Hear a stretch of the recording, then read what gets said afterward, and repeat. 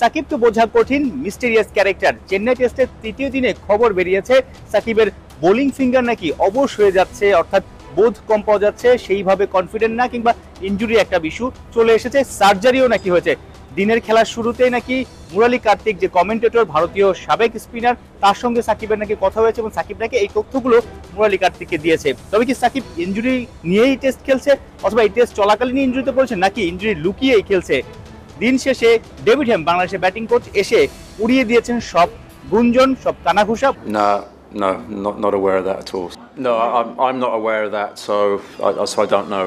গত বছর তামিম ইকবাল ফুল ফিট ছিলেন না, ওয়ানডে বিশ্বকাপে দলে তার থাকা না থাকা ইস্যুতে অনেক আলোচনা হয়েছে। সে সময় ক্যাপ্টেন সাকিব আল হাসান তখন একটা ইন্টারভিউতে বলেছিলেন, কোনো ক্রিকেটার ফুল ফিট না হওয়ার পরও দলে যদি খেলতে চান, দেশকে প্রতিনিধিত্ব করতে চান, তাহলে দেশের সাথে কিংবা দলের সাথে প্রতারণা করার মতো। এখন প্রশ্ন উঠেছে, সাকিব আল হাসান কি ইনজুরি লুকিয়ে কিংবা ইনজুরি নিয়েই ভারতের বিপক্ষে টেস্ট খেলছেন?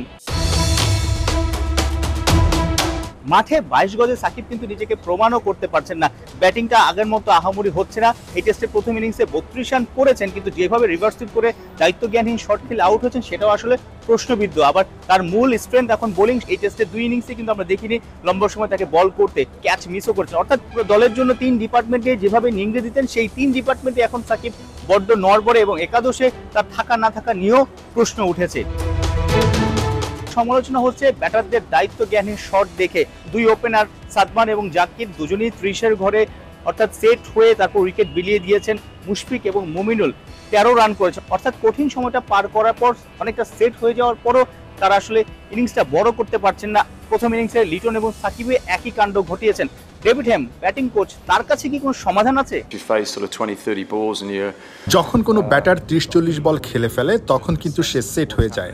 30-40 রান হয়ে যাওয়ার পর তার কাছ থেকে সবাই বড় স্কোর আশা করে, কিন্তু এই জায়গাটাই আমাদের ব্যাটাররা ফেল করছে। অবশ্যই আমি এই ইস্যুতে ব্যাটারদের সঙ্গে কথা বলছি। পরিশ্রম করে কঠিন সময় পার করে উইকেট বিলিয়ে আসাটা দলকে পিছিয়ে দিচ্ছে। হয়তো আরও মনোসংযোগ বাড়াতে হবে। গেম প্ল্যান অনুযায়ী না খেললে বড় স্কোর করা কঠিন।